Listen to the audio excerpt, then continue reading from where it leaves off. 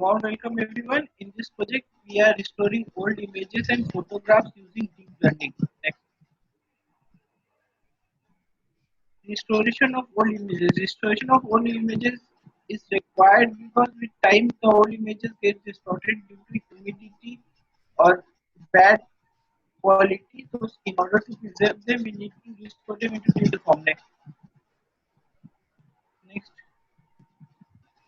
This is the basic imaging model in which original image gets converted into digital form. Next.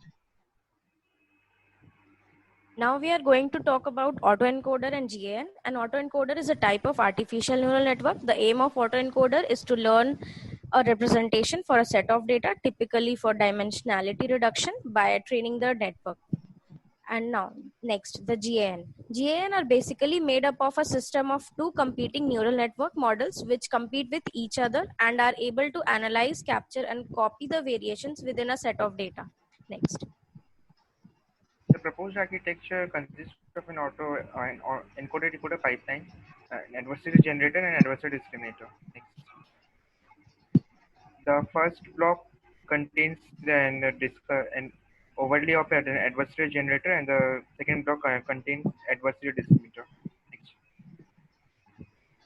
The input images here is the images of an 100:100 block. The output images are from an adversarial generator. Next. In our project, we have used different topics of deep learning technique like autoencoder and genetic adversarial network for generating digital images. We are very much thankful to Department of Information Technology of RCC-IIT affiliated to Macau for giving us this wonderful opportunity to work on this wonderful project. We are very much thankful to our mentor, Ms. Shashwati Roy, who have helped us in every topic. Thank you everyone. Myself Shashwati Roy, the mentor of the summer internship project done by Shahid, Shakshi, Nuren and Ronak. Their performance is quite satisfactory. This image imprinting based method works well for the removal of blurring effect and scratches.